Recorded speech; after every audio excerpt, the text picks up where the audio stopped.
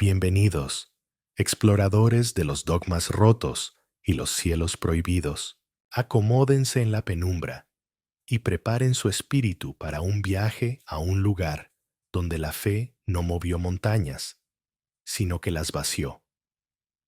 A un tiempo en que la promesa del paraíso no era una metáfora, sino un destino literal, terrible y absoluto. Hoy nos adentraremos en el corazón verde y sangrante de la selva paraguaya del siglo XVIII para desenterrar la historia de una utopía que alcanzó el cielo y se convirtió en una pesadilla estelar.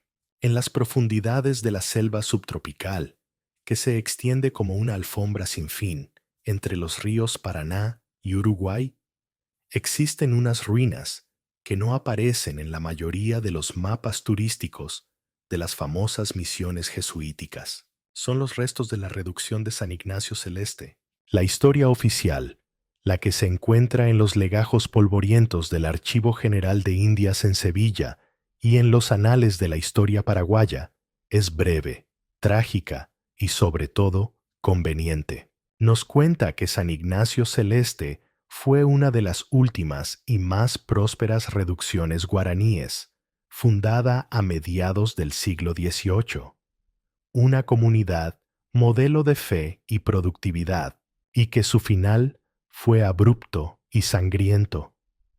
Fue completamente destruida, y su población de miles de guaraníes masacrada o dispersada por los bandeirantes, los brutales cazadores de esclavos portugueses que asolaban la frontera, justo antes de la pragmática y controvertida expulsión de la Compañía de Jesús de todos los territorios españoles en 1767.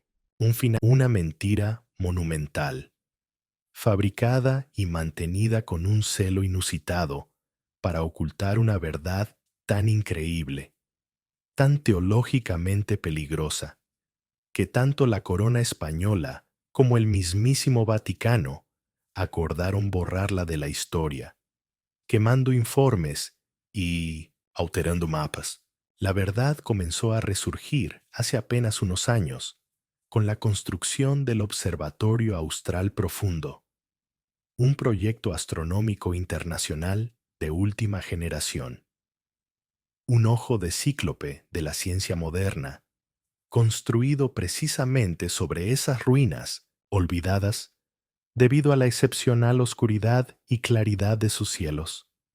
Una de las últimas ventanas verdaderamente limpias al universo que quedan en nuestro planeta. Los problemas comenzaron con la primera calibración del radiotelescopio principal. El equipo detectó una anomalía persistente en un sector del cielo aparentemente vacío. No era un púlsar, ni un cuásar, ni la estática de fondo del Big Bang, ni ninguna fuente de radio conocida. Era una señal estructurada, coherente y compleja, casi como un lenguaje matemático, que emanaba de un cúmulo de estrellas de bajo brillo que ni siquiera tenía una designación oficial en los catálogos estelares. La astrónoma a cargo del proyecto, la doctora Evelyn Reed, una mujer pragmática y rigurosa, decidió apuntar el telescopio óptico hacia el cúmulo. Lo que vio en las placas fotográficas de larga exposición, tras apilar cientos de imágenes para filtrar el ruido atmosférico, la dejó sin aliento y la llenó de un desasosiego que no podía explicar. No era un cúmulo globular de estrellas distantes, era una constelación. Una constelación que no existía en ningún mapa estelar, antiguo o moderno. Tenía una forma definida, casi como un glifo o un sigilo, una espiral de miles de puntos de luz. Intrigada y movida por una curiosidad que más tarde lamentaría, decidió hacer algo que iba en contra de todo protocolo científico: usar el radiotelescopio para enviar una señal simple hacia la constelación, una secuencia de números primos, el saludo universal de la inteligencia. La respuesta heló la sangre de todo el personal del observatorio. La constelación respondió. Casi de inmediato, la estructura de su señal de radio cambió, reordenándose para reflejar la secuencia de los números primos que habían enviado, pero en una base matemática diferente, una base duodecimal, demostrando no solo recepción, sino comprensión y una inteligencia superior. Era la prueba irrefutable, el primer contacto. Pero el verdadero terror llegó cuando analizaron los datos de paralaje y movimiento propio de la constelación durante los meses siguientes, usando telescopios en diferentes partes del mundo. Las estrellas no se estaban alejando debido a la expansión del universo. No estaban estáticas, se estaban acercando. La constelación entera, esa entidad inteligente y masiva, estaba descendiendo lentamente hacia la Tierra, en una trayectoria balística perfecta que, en unos pocos años, la llevaría de vuelta a su punto de origen, las ruinas sobre las que se construyó el observatorio, lo que las autoridades eclesiásticas y coloniales intentaron ocultar durante siglos, lo que la ciencia ahora contempla con un terror incomprensible, es la verdad sobre lo que ocurrió en San Ignacio Celeste. No fue una masacre, fue una cosecha, la historia de una comunidad de miles de almas que en una sola noche no murieron, sino que se transformaron en luz y ascendieron para convertirse en un Dios colectivo y estelar, un Dios que ahora, parece, ha recordado su hogar y ha decidido regresar. Pero antes de adentrarnos en la penumbra húmeda y febril de la selva misionera del siglo XVIII, antes de que la luz de esas estrellas inteligentes comience a proyectar sombras en nuestra propia alma y a susurrarnos promesas de eternidad, debo hacer una pausa y dirigirme a ustedes, la comunidad que hace posible estas expediciones a los límites de la fe y la locura. La historia que están a punto de escuchar es un viaje a una utopía que se volvió cósmica, un experimento teológico que se salió de control de la forma más espectacular y aterradora posible, cuestionando la naturaleza misma de la vida, la muerte y la divinidad, para agradecerles su valentía al mirar a este abismo celestial con nosotros. Los primeros 2000 exploradores que se suscriban a este canal y comenten con la palabra Ascensión entrarán en el sorteo de una pieza única, un pequeño fragmento de cuarzo recuperado de las ruinas de la iglesia de San Ignacio Celeste, un cristal que, según las leyendas locales, aún resuena con un eco silencioso del último canto de la comunidad, una nota congelada en el tiempo. No dejen pasar la oportunidad. Suscríbanse ahora. Únanse a esta hermandad de astrónomos de lo prohibido y prepárense. El cielo nocturno nunca les volverá a parecer el mismo. Ahora sí, que el silencio expectante de la selva nos envuelva. El viaje ha comenzado. Nos transportamos en el tiempo a la década de 1760. Nos encontramos en el corazón geográfico y espiritual de Sudamérica, en las vastas y entonces indómitas provincias jesuíticas del Paraguay. Es una región de una belleza abrumadora, casi sofocante, y una tensión política que está a punto de estallar y desgarrar el continente. La selva es un océano verde e infinito, un laberinto de ríos caudalosos de aguas rojizas, humedales que son el hogar de anacondas y caimanes, y una vegetación tan densa que el sol apenas logra tocar el suelo del sotobosque. Es el dominio del yaguareté, del tapir, de miles de especies de aves de plumajes increíbles e insectos de formas fantásticas. Y es el hogar ancestral del pueblo guaraní, una nación de grandes navegantes de río, agricultores y guerreros, cuya cosmovisión está profundamente entrelazada con la selva que los rodea. En medio de esta selva, la Compañía de Jesús, los soldados de Cristo, ha creado un experimento social, político y religioso sin parangón en la historia de la colonización.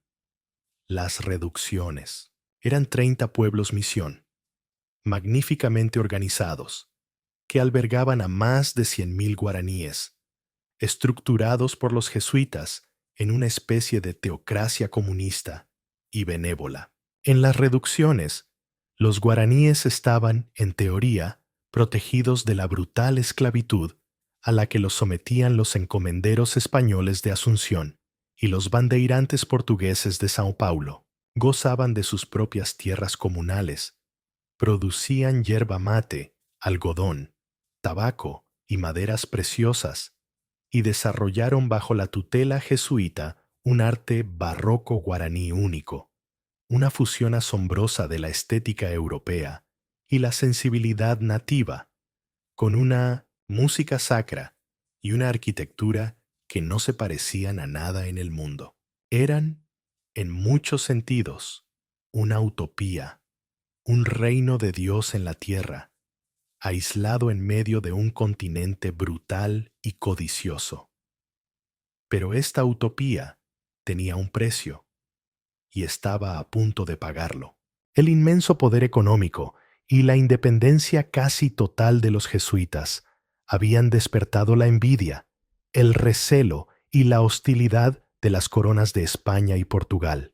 Los monarcas ilustrados, con su visión centralista del Estado, veían a la Compañía de Jesús como un Estado dentro de un Estado, una potencia rival que controlaba un vasto territorio y una fuerza militar guaraní bien entrenada. La conspiración para su expulsión estaba en su apogeo. Los antagonistas de nuestra historia no son los crueles conquistadores o los terratenientes avaros. Son los propios padres jesuitas de la reducción de San Ignacio Celeste, y no eran hombres malvados. Por el contrario, eran los más brillantes, los más devotos, los más idealistas y, por lo tanto, los más peligrosos. El superior de la misión era el padre Gaspar Vargas, un teólogo y astrónomo español, un hombre de una inteligencia formidable, casi aterradora, y una fe tan intensa y cerebral que ardía como una fiebre fría.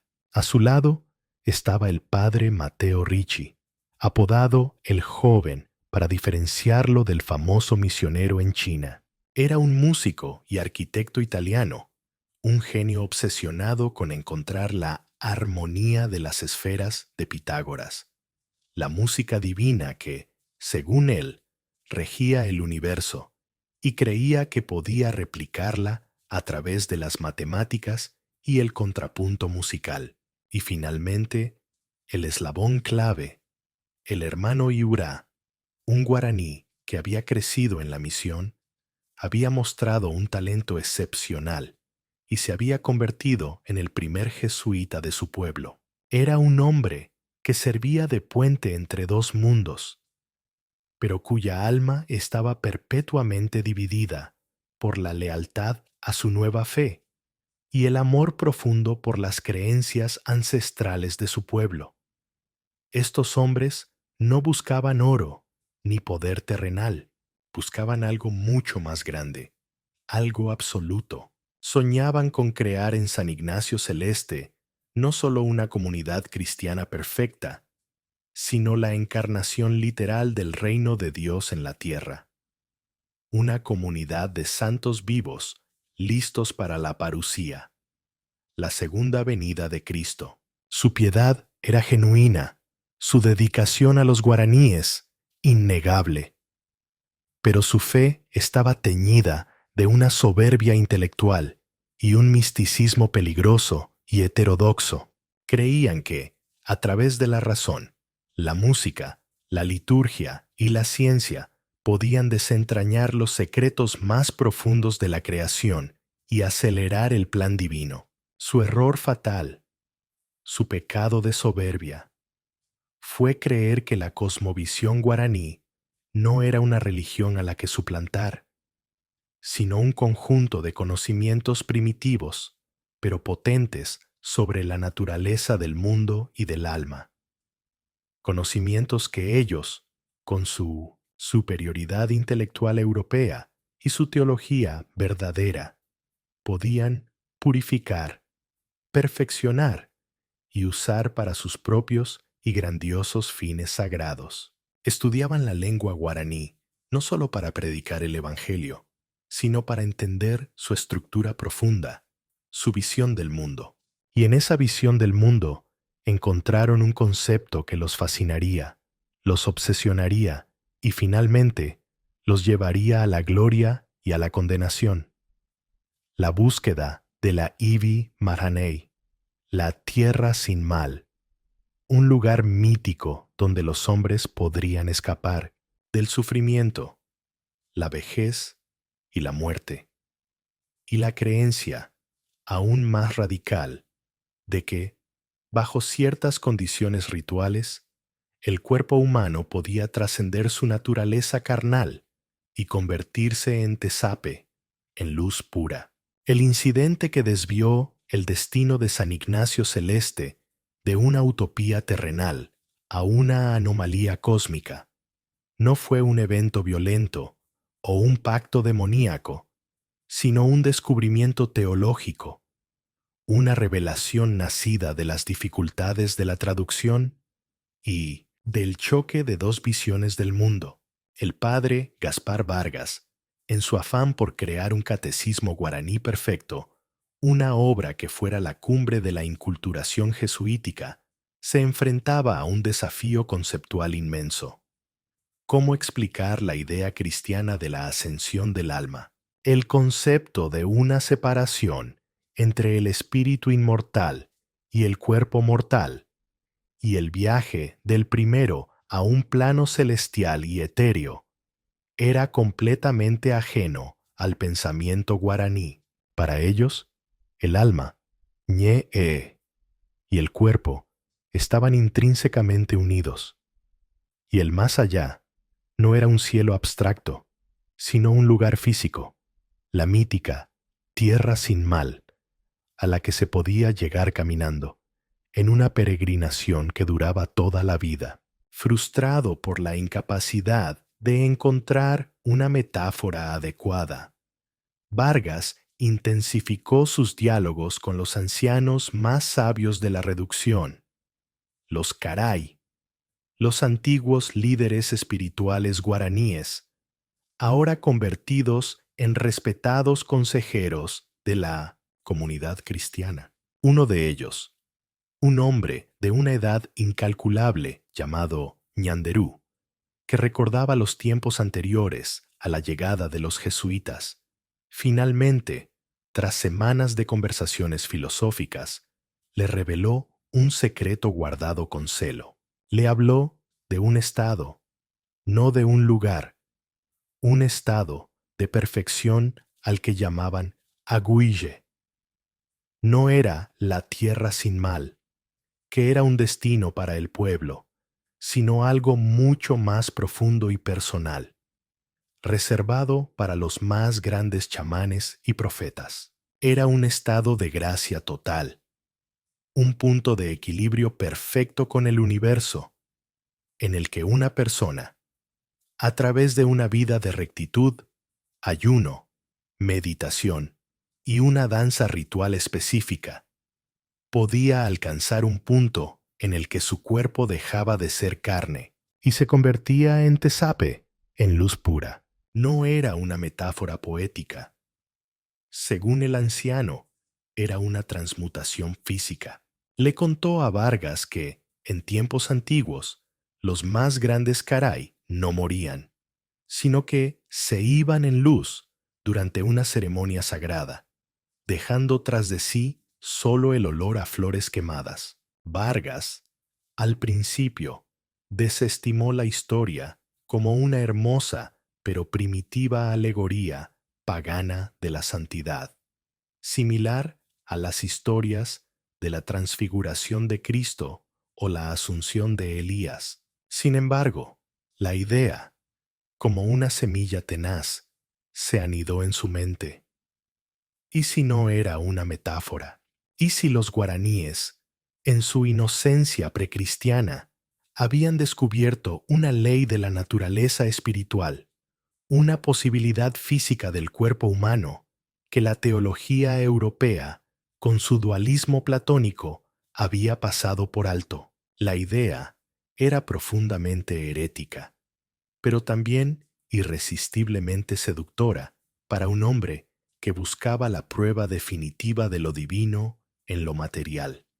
La oportunidad de probar esta teoría se presentó unos meses después. Una anciana de la comunidad, una de las primeras conversas y la mujer más piadosa de la reducción, estaba muriendo. Se llamaba Tupasi, un nombre que en guaraní significa Madre de Dios. En su lecho de muerte, rodeada por los jesuitas, la mujer, en su delirio febril, comenzó a hablar de Aguiche, de querer volverse estrella para reunirse con sus antepasados. Fue entonces cuando el padre Vargas tomó una decisión que cambiaría la historia del universo conocido. En lugar de administrarle simplemente la extrema unción, decidió llevar a cabo un experimento audaz y sacrílego. Con la ayuda del padre Ricci y del hermano Yura, combinó los dos rituales. Mientras él recitaba las oraciones católicas de los últimos sacramentos en latín, con una voz solemne y poderosa, le pidió al hermano Yura que cantara los antiguos y monótonos cantos del Aguije que había aprendido de su abuelo chamán. Y el padre Ricci, con su órgano portátil, comenzó a tocar una pieza musical que había compuesto especialmente para la ocasión, una que intentaba fusionar la estructura matemática y polifónica de un motete de Palestrina con las cadencias y los ritmos pentatónicos de la música guaraní, creando una resonancia armónica de una complejidad nunca antes escuchada. El ritual se llevó a cabo en la magnífica iglesia de la Reducción, una estructura de piedra arenisca roja, cuya acústica, diseñada por Ricci, era perfecta. Lo que sucedió a continuación fue presenciado por un puñado de acólitos guaraníes, cuyas declaraciones posteriores, tomadas por un aterrado visitador jesuita, serían confiscadas y destruidas. En el momento culminante del ritual, cuando la voz de Vargas, el canto de Yvra y la música de Ricci alcanzaron una armonía perfecta, una resonancia que hizo vibrar el aire, el cuerpo de la anciana Tupasi comenzó a brillar. No fue un reflejo de las velas, sino una luz pálida y azulada que emanaba de su interior. Su cuerpo, en lugar de exhalar el último aliento, pareció disolverse. Se convirtió en miles de motas de luz, como un enjambre de luciérnagas que se arremolinaron por un instante sobre el lecho, formando una espiral, y luego ascendieron, atravesando el techo de madera de la iglesia y desapareciendo en el cielo nocturno. No quedó nada en la cama, ni cuerpo, ni cenizas, ni siquiera una mancha de humedad. Solo el olor a ozono, como después de un rayo, y a una flor desconocida. Los jesuitas se quedaron en un silencio absoluto, sobrecogidos por una mezcla de terror sagrado y un éxtasis triunfal. no habían presenciado la muerte de una santa, habían provocado la primera ascensión física de la era cristiana. Y en la mente febril y brillante de Gaspar Vargas, la idea de una utopía terrenal murió, reemplazada por una ambición mucho más grande, mucho más pura y mucho más peligrosa. La construcción de un reino de Dios, no en la tierra, sino literalmente, entre las estrellas, tras el milagroso y aterrador evento de la ascensión de Túpasi.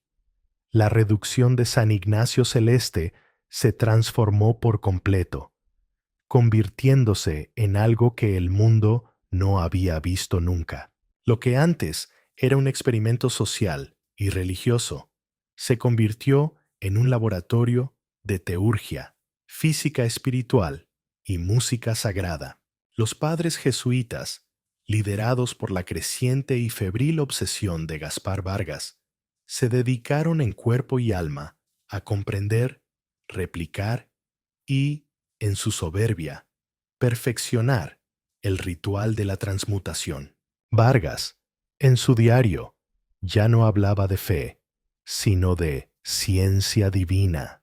Veía en el aguije no una creencia pagana que debía ser erradicada, sino la prueba empírica de la imago Dei, la imagen de Dios en el hombre, una chispa de divinidad, de luz, que podía ser liberada de su prisión carnal a través de la fe.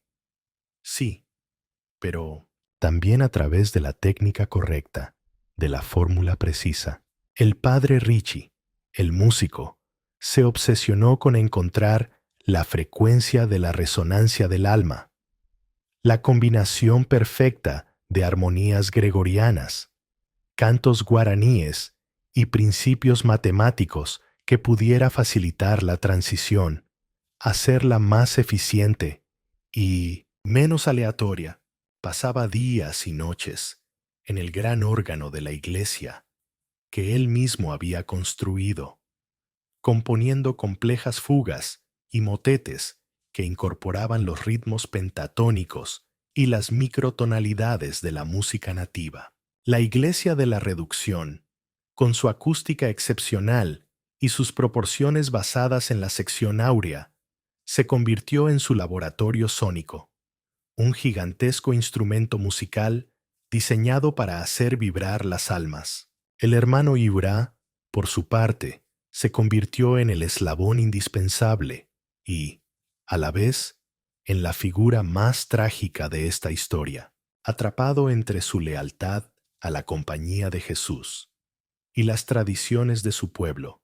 Se dedicó a recopilar los cantos, las danzas y las leyendas más secretas sobre el aguije, convencido por la retórica apasionada de Vargas de que no estaban traicionando a sus antepasados, sino purificando sus creencias, llevándolas a su máxima y verdadera expresión a través de Cristo. Se convirtió en el maestro de ceremonias, el que enseñaba a la comunidad los pasos y los cánticos correctos para la ascensión.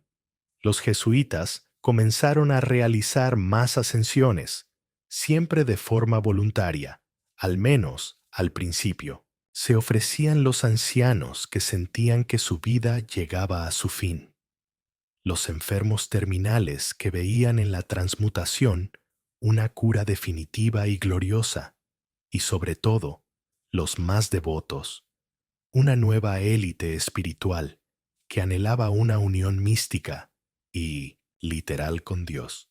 Cada ascensión se convirtió en un evento comunitario, una celebración de una alegría casi maníaca. La persona elegida era llevada en procesión a la iglesia y la comunidad entera participaba en el ritual, cantando y danzando durante horas, mientras la música del órgano llenaba el espacio con vibraciones cada vez más intensas. El momento de la disolución en luz se convirtió en el sacramento más sagrado y deseado de San Ignacio Celeste, un milagro visible que reforzaba la fe de la comunidad hasta un nivel de fervor delirante. La reducción se convirtió en un lugar de una extraña y antinatural felicidad. No había miedo a la muerte, porque la muerte había sido abolida y reemplazada por la promesa de la ascensión. La vida se vivía con una intensidad gozosa. Cada acto, cada trabajo, cada oración era una preparación para el momento de volverse estrella. Pero esta utopía tenía un lado oscuro y siniestro. La comunidad se aisló por completo del mundo exterior.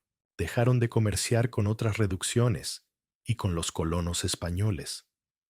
Se volvieron completamente autosuficientes y paranoicamente secretos, guardando celosamente su milagro.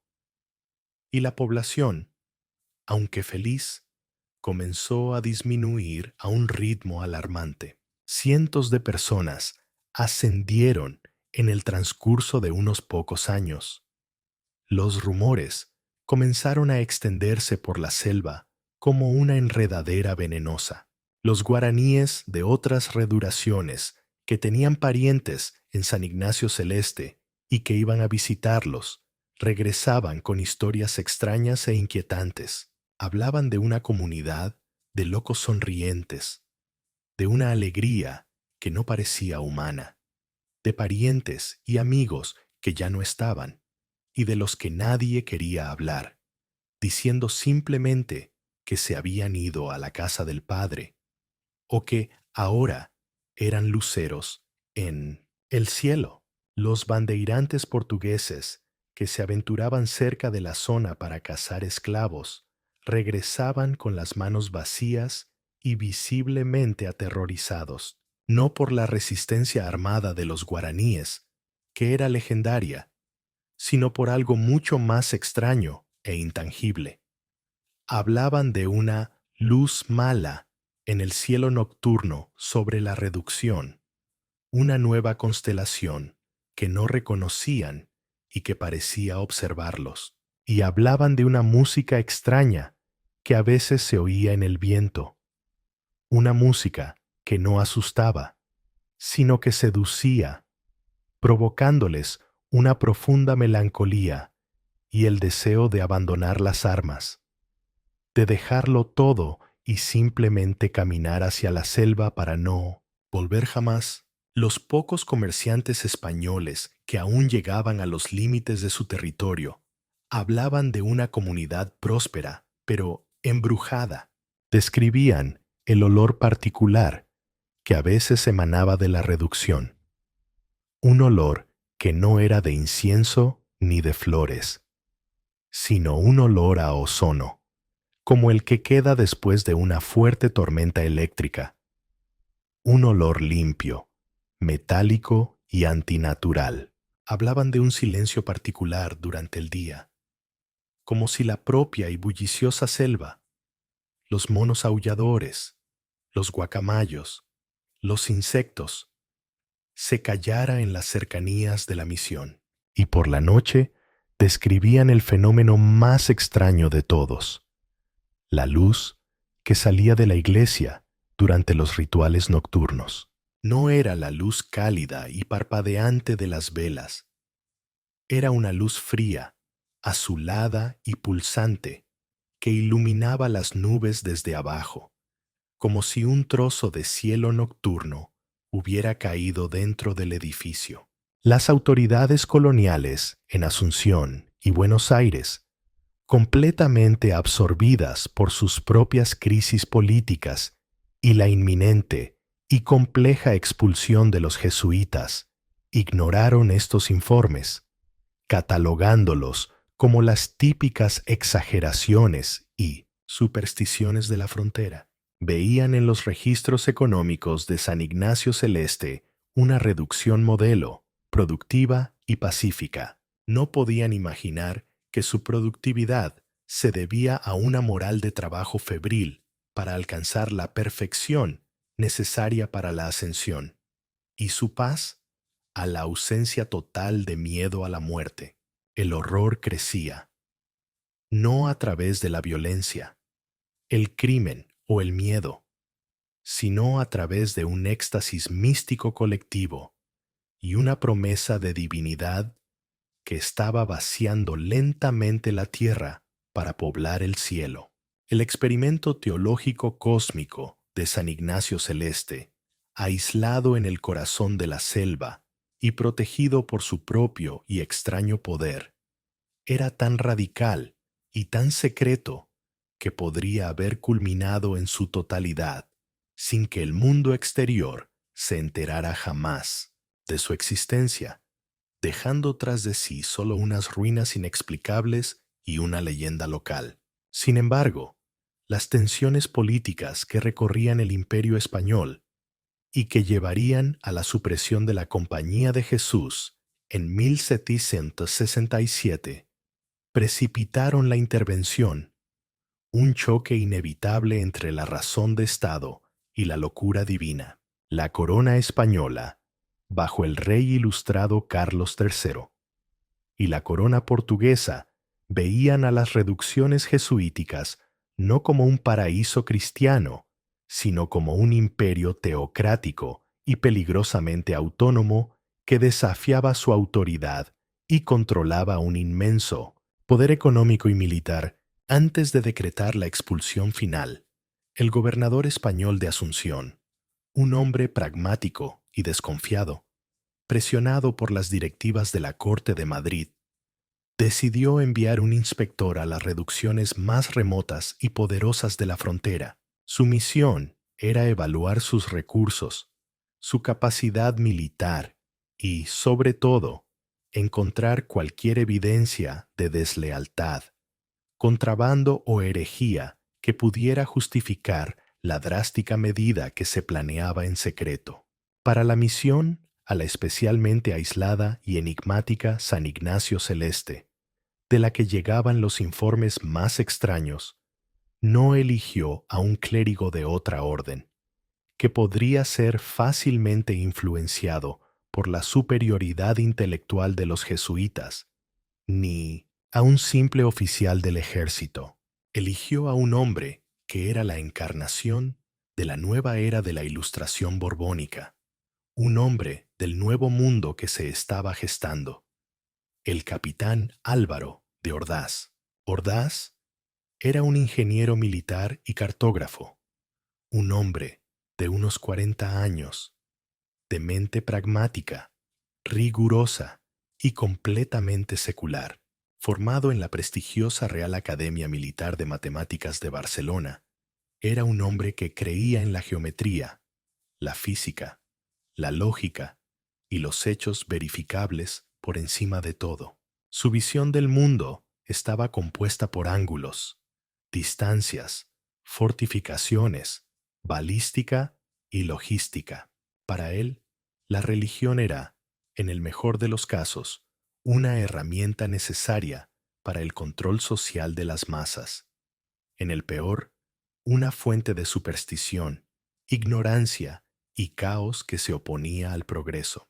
Su misión oficial, la que se le comunicó a los jesuitas, era clara y lógica: realizar un levantamiento topográfico completo de las tierras de la reducción de San Ignacio Celeste y evaluar su potencial para la construcción de un nuevo fuerte fronterizo para contener las incursiones portuguesas. Su misión secreta, encomendada directamente por el gobernador en una reunión privada, era mucho más delicada: auditar los censos de población, las reservas de armas y pólvora, los libros de contabilidad y, sobre todo, la lealtad de los padres jesuitas al rey. Debía buscar cualquier signo de que estaban creando un ejército privado, acumulando riquezas o, peor aún, promoviendo una teología sincrética que pudiera llevar a los miles de guaraníes bajo su control a la rebelión contra la corona. Era, en esencia, un espía y un auditor disfrazado de ingeniero. Su reputación en el ejército colonial le precedía. Era incorruptible, metódico hasta la obsesión, y poseía una capacidad casi inhumana para detectar inconsistencias en los registros y falsedades en los discursos de sus interlocutores. Era el hombre perfecto para desentrañar un misterio, siempre y cuando ese misterio se ajustara a las leyes de la razón y la lógica.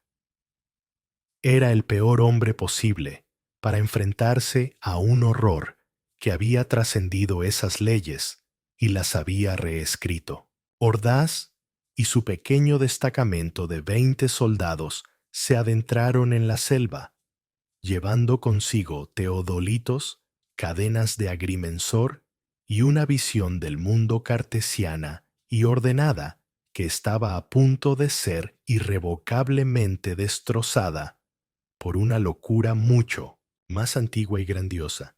La investigación del capitán Álvaro de Ordaz comenzó con la fría y desapasionada eficiencia de un agrimensor midiendo una parcela de tierra para un nuevo catastro. A su llegada a San Ignacio Celeste, tras un arduo viaje de semanas a través de la selva, quedó genuinamente impresionado por lo que vio. La reducción era un modelo de orden y planificación urbana que avergonzaba a la caótica Asunción. La plaza central era inmensa y perfectamente cuadrada. La iglesia de piedra arenisca roja era una obra maestra arquitectónica, una fusión de barroco europeo y sensibilidad guaraní.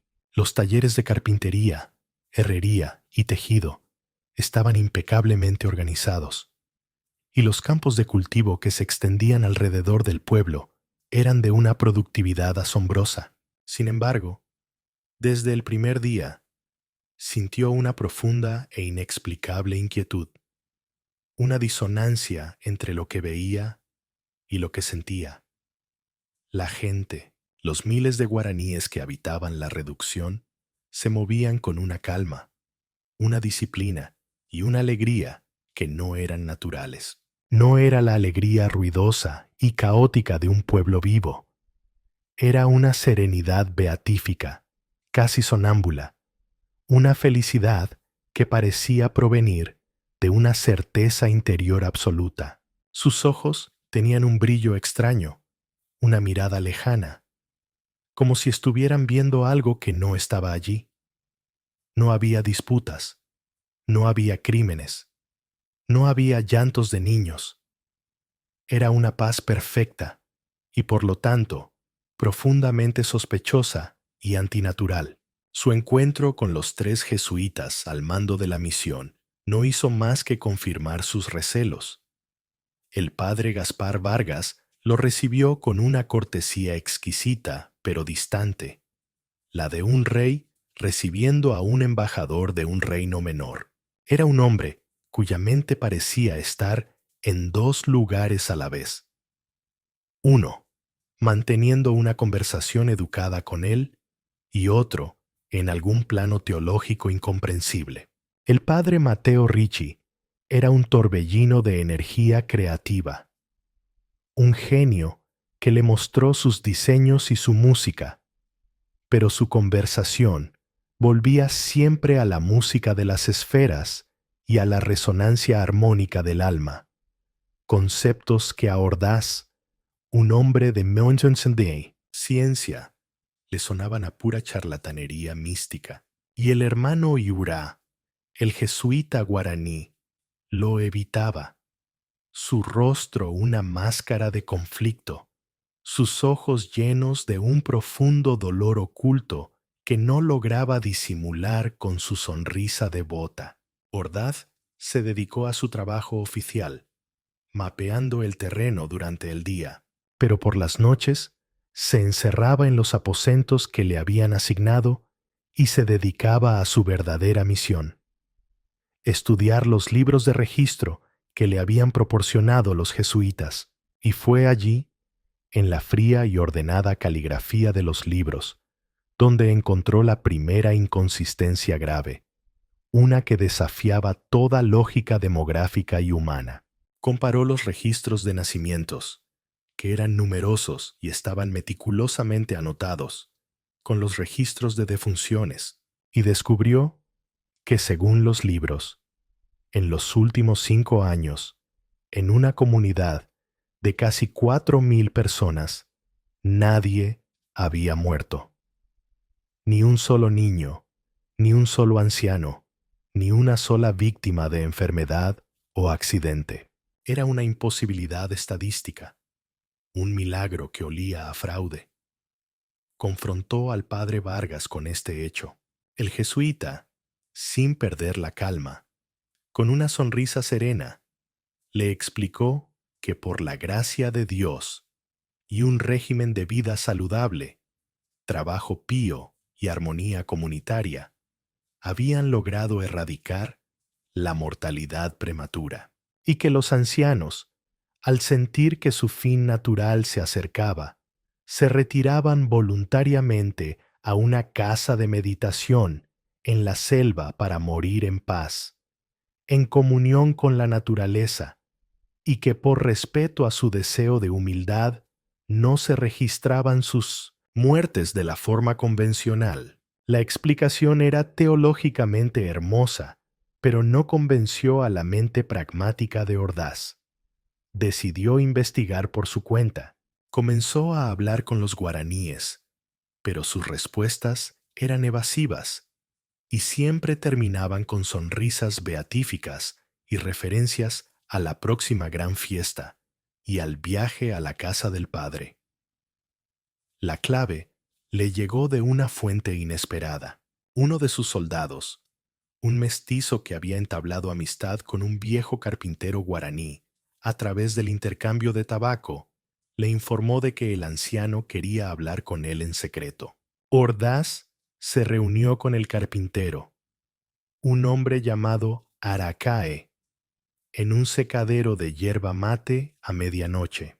El anciano, temblando de miedo, un miedo que contrastaba brutalmente con la alegría de los demás, le contó una historia que parecía un delirio de fiebre. Le habló de las noches de música y luz, de cómo los elegidos eran llevados a la iglesia y se iban con los ángeles en una luz que cantaba. Le dijo que su propia hija había ascendido hacía un año y que aunque todos lo celebraban, él sentía en su corazón de padre que algo estaba terriblemente mal, que su hija no estaba en ningún cielo, sino perdida, y le entregó un objeto, un quipu, el sistema de cuerdas anudadas que usaban los incas y los guaraníes. Pero este quipu era diferente a los de los registros oficiales. Los nudos no representaban números de cosechas o tributos. Según le explicó el anciano, cada nudo principal representaba a una persona de la comunidad al inicio del año. Y había una serie de nudos más pequeños, de un color diferente, que se añadían a lo largo del año. Según el carpintero, esos nudos registraban las ascensiones. Era un censo paralelo, un registro secreto del vaciamiento de la comunidad. Con esta prueba física en sus manos, Ordaz supo que tenía que encontrar el epicentro de la locura. Sospechaba que la casa de meditación de la que hablaba Vargas era una farsa. Una noche, siguió discretamente al hermano Yurá, a quien había visto salir de la iglesia con una expresión de profunda angustia en su rostro. El jesuita guaraní no se adentró en la selva. Se dirigió a la gran biblioteca de la misión. Ordaz esperó a que se fuera y luego forzó la entrada. La biblioteca era impresionante, una de las más completas de Sudamérica, pero lo que le interesaba no eran los libros en las estanterías. Buscando cualquier cosa fuera de lugar, notó que el pesado atril de madera de jacarandá en el centro de la sala no estaba fijado al suelo. Con un esfuerzo considerable, logró moverlo, revelando un falso panel en el suelo. Al levantarlo, encontró un compartimento secreto. Dentro no había oro, ni armas, ni documentos sediciosos. Había un único libro, un diario encuadernado en cuero.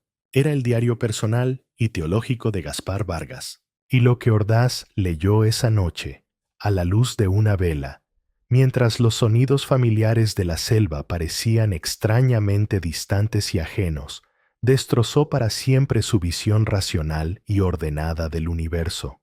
El diario era una crónica detallada, lúcida, exaltada y completamente demente de su descubrimiento y de su gran plan. Vargas describía con un lenguaje que mezclaba la teología mística con la física especulativa el ritual del aguije, la transmutación de la carne en luz.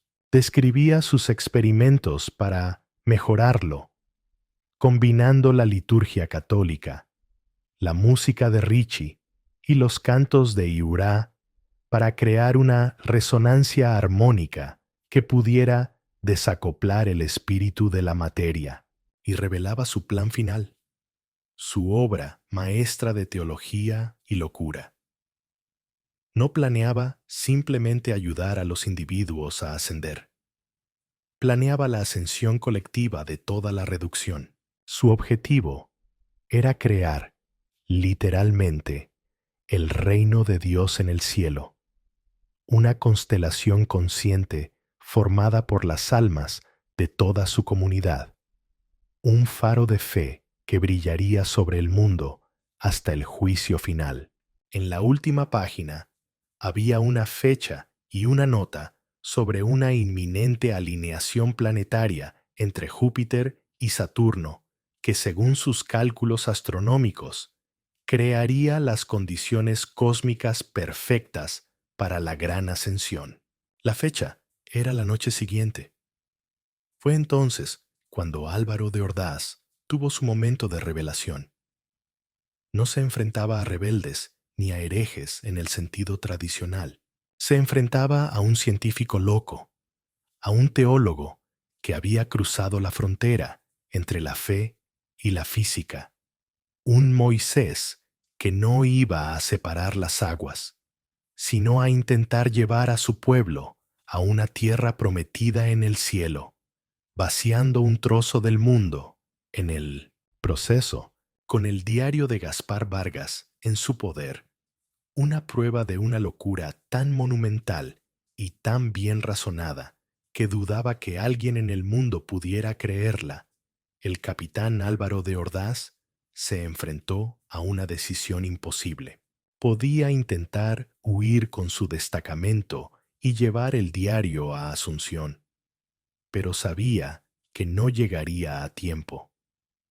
El ritual estaba programado para la noche siguiente, y la selva no perdona a los que huyen con prisa. Podía intentar arrestar a los jesuitas, pero se enfrentaría a la resistencia fanática de miles de guaraníes que los veían como profetas, y a sus propios hombres como demonios que venían a impedir su salvación. Su única opción era una acción directa y desesperada: intentar detener el ritual por la fuerza, una misión suicida contra un enemigo que ni siquiera podía definir. La noche de la gran ascensión llegó con un cielo despejado, lleno de estrellas y una quietud antinatural que parecía haber caído sobre la selva. Ordaz reunió a sus 20 hombres. Les explicó la situación de la única forma que sabía, en términos militares. Les dijo que los jesuitas habían enloquecido, que habían usado alguna forma de droga o hipnosis masiva, y que planeaban llevar a cabo un suicidio en masa, y que su deber como soldados del rey era impedirlo a cualquier costo. Su plan era simple, brutal y probablemente inútil: irrumpir en la iglesia en el momento culminante del ritual y capturar o matar a los 3 jesuitas cortando la cabeza de la serpiente y esperando que eso rompiera el hechizo colectivo. Se dirigieron con sigilo hacia la plaza central, que estaba inquietantemente desierta. Toda la comunidad, casi 4.000 almas, estaba ya dentro de la iglesia. Al acercarse, Ordaz sintió una vibración en el suelo y en el aire, una resonancia de baja frecuencia que se sentía más en el pecho que en los oídos. Y escuchó la música. No era el sonido de un simple órgano o un coro, era una polifonía masiva, una fusión imposible de coros gregorianos, cantos guaraníes y una resonancia armónica tan potente y compleja que parecía hacer vibrar la propia realidad. La luz que emanaba de las altas ventanas de la iglesia no era la cálida y parpadeante luz de las velas. Era una luz blanca y pulsante, fría y brillante como una estrella, que iluminaba la plaza con un resplandor de otro mundo. Sus hombres dudaron, sus rostros pálidos de un pavor primordial, pero la férrea voluntad de Ordaz los empujó hacia adelante. Derribaron las inmensas puertas de madera de la iglesia y entraron. La escena en el interior era la de un paraíso y un infierno a la vez. Toda la comunidad guaraní, hombres, mujeres y niños, estaba de pie, con los ojos cerrados y los rostros vueltos hacia el altar, cantando en un éxtasis colectivo. Sus cuerpos comenzaban a brillar débilmente con la misma luz azulada que Ordaz había leído en los testimonios, como si la divinidad estuviera a punto de brotar de su piel. En el altar, los 3 jesuitas dirigían la sinfonía. El padre Gaspar Vargas, con los brazos extendidos hacia el cielo, recitaba una extraña letanía en una mezcla de latín, griego y guaraní. El padre Mateo Ricci tocaba el gran órgano, sus dedos volando sobre las teclas, su cuerpo convulsionando al ritmo de una música que parecía provenir de las estrellas, y el hermano Ibra lideraba el coro de los guaraníes, su rostro una máscara de éxtasis y una agonía infinita, sus ojos ríos de lágrimas. Al ver a Ordaz y a sus soldados armados, Vargas no mostró sorpresa, sino una leve y compasiva decepción, como la de un maestro interrumpido por un niño ignorante en medio de una revelación. Capitán Ordaz, llega tarde. El éxodo ha comenzado. ¿No lo ve? No es la muerte, es la verdadera vida, la liberación de la carne, la transfiguración prometida por Cristo, hecha realidad por la fe y la ciencia, la apoteosis de la materia. Esto es un asesinato en masa, Vargas. Una locura, gritó Ordaz, tratando de que su voz se oyera por encima de la música abrumadora que parecía desarmar su propia sintaxis. «Les ha lavado el cerebro». Vargas sonrió, una sonrisa de una serenidad aterradora. «No, capitán, les hemos abierto los ojos. Les hemos dado lo que su fe les prometió durante siglos. Se convertirán en un cuerpo celestial, una conciencia unificada, el primer coro de ángeles de la nueva era, y desde el cielo seremos una luz guía para el resto de la humanidad. Seremos la prueba viviente e irrefutable de Dios». Ordaz ordenó a sus hombres que avanzaran, que tomaran a los sacerdotes, pero los soldados apenas podían moverse. La música, la vibración, la luz los paralizaban, llenando sus mentes con una paz y una alegría tan abrumadoras que sus armas se les caían de las manos.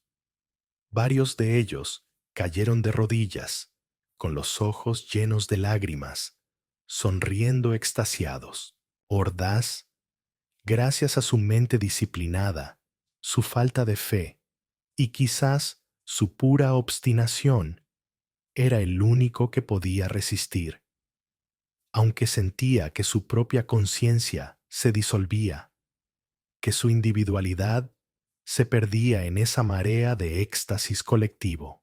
En un último acto desesperado, levantó su fusil, apuntó no a los hombres, a quienes ya no podía matar, sino al corazón de la maquinaria del ritual.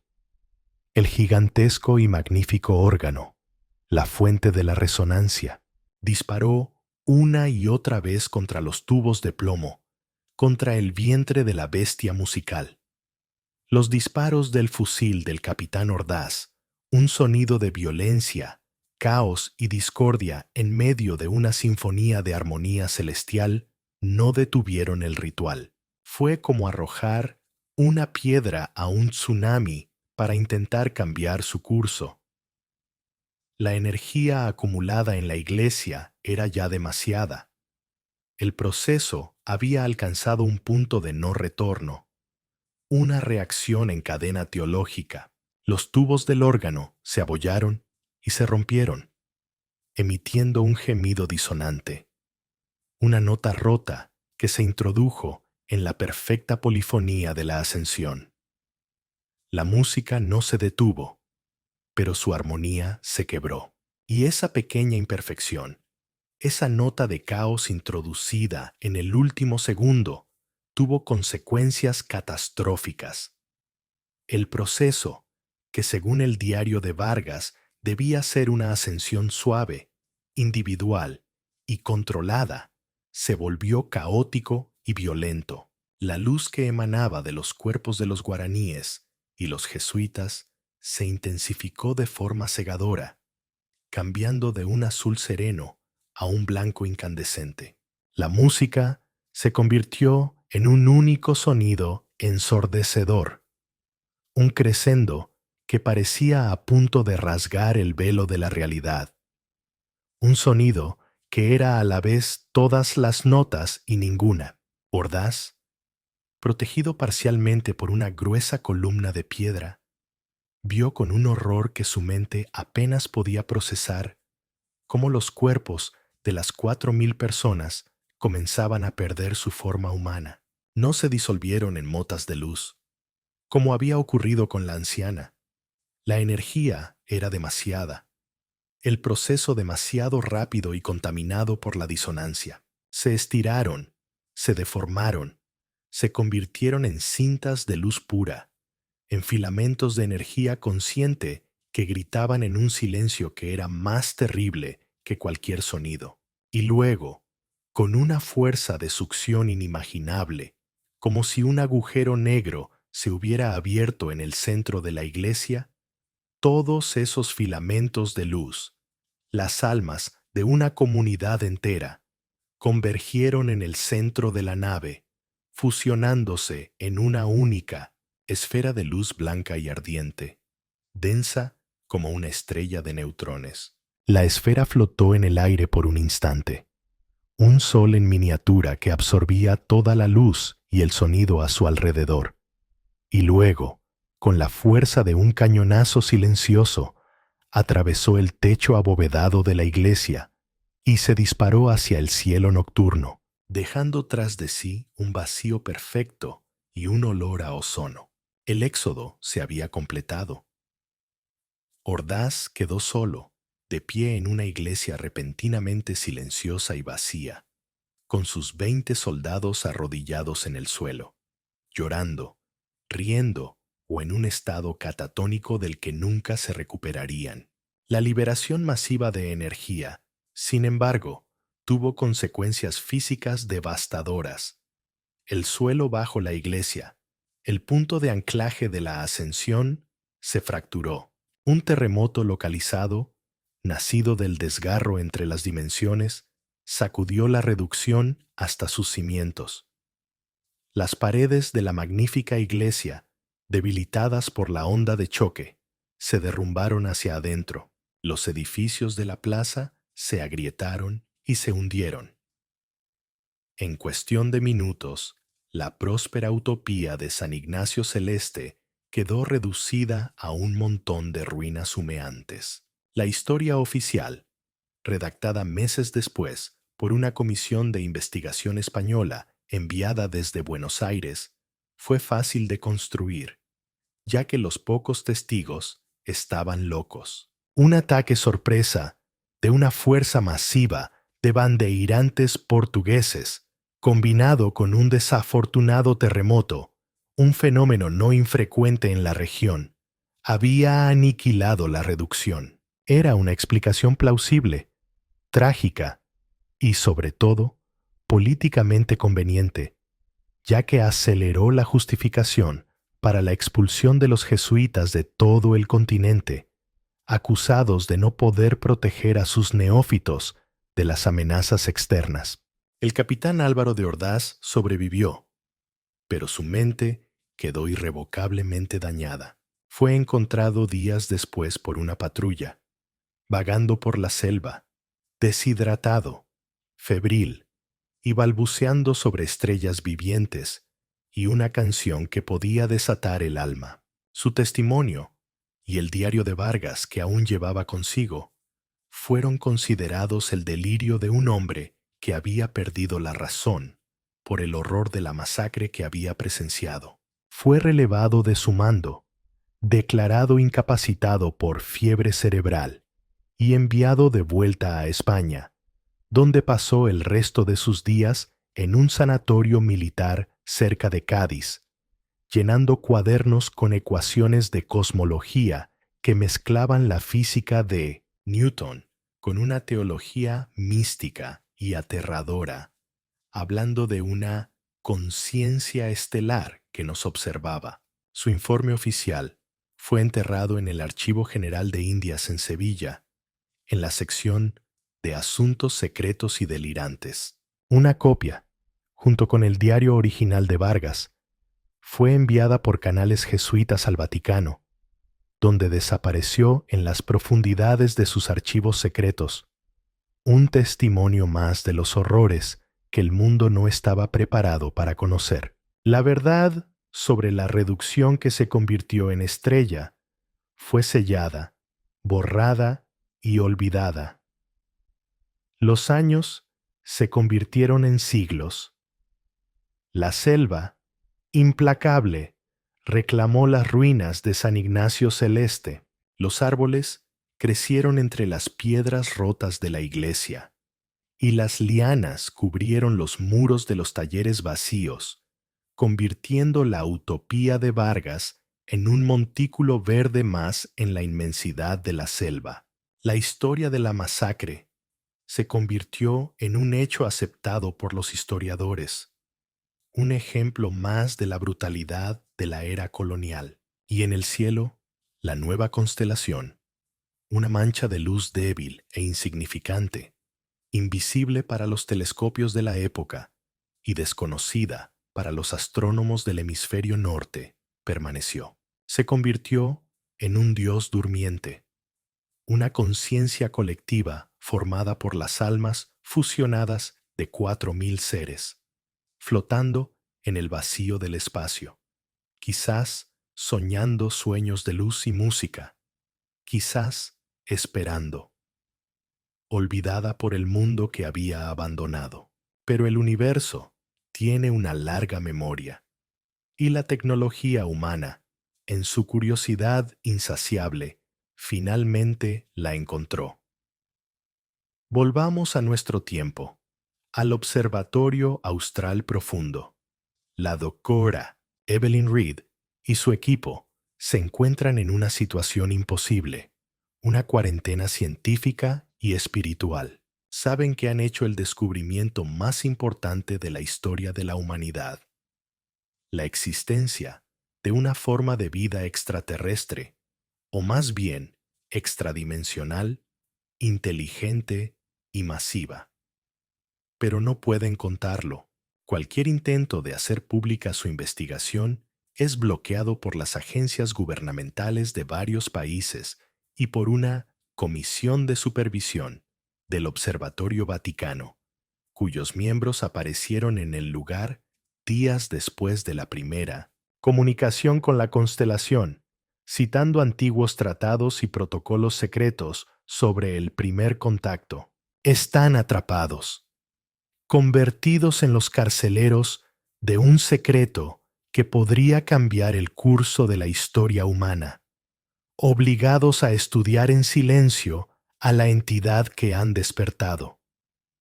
Y lo que descubren los aterroriza cada día más. La entidad a la que han apodado el coro por la naturaleza polifónica de sus señales está aprendiendo a un ritmo exponencial.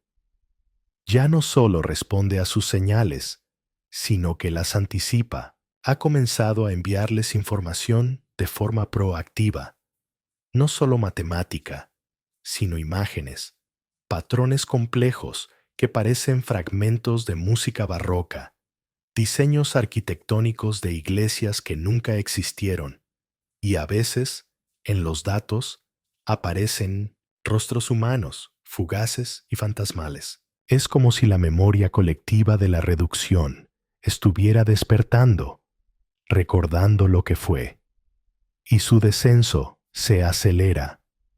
Ya no es una deriva lenta, es una trayectoria deliberada y calculada. Los cálculos más conservadores indican que entrará en la atmósfera superior de la Tierra en menos de 2 años. Nadie sabe qué sucederá entonces. Se desintegrará como un meteoro, su energía disipándose en la atmósfera, o su naturaleza, que es más energía consciente que materia, le permitirá sobrevivir a la reentrada y llegar a la superficie. ¿Y qué quiere? ¿Viene como un salvador, un Dios que regresa para redimir a su creación y llevarla a un nuevo nivel de existencia?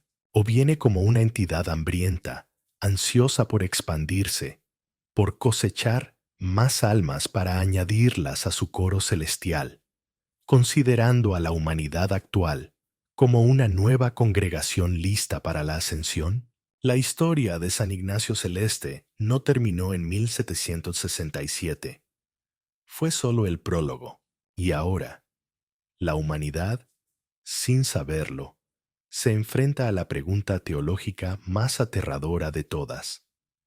¿Qué haces cuando el cielo que has estado buscando durante milenios, el que te prometieron tus religiones, finalmente decide venir a buscarte? Si esta historia te ha perturbado tanto como a nosotros, si la idea de un Dios estelar descendiendo sobre nosotros te ha dejado mirando al cielo nocturno con una nueva sensación de temor y maravilla, compártela con alguien que ame los misterios donde la fe, la ciencia y el horror cósmico colisionan de forma espectacular. Dale like para apoyar nuestro contenido y no olvides suscribirte. Nos vemos en el próximo video, donde descubriremos juntos otro secreto que las autoridades han intentado mantener oculto por siglos.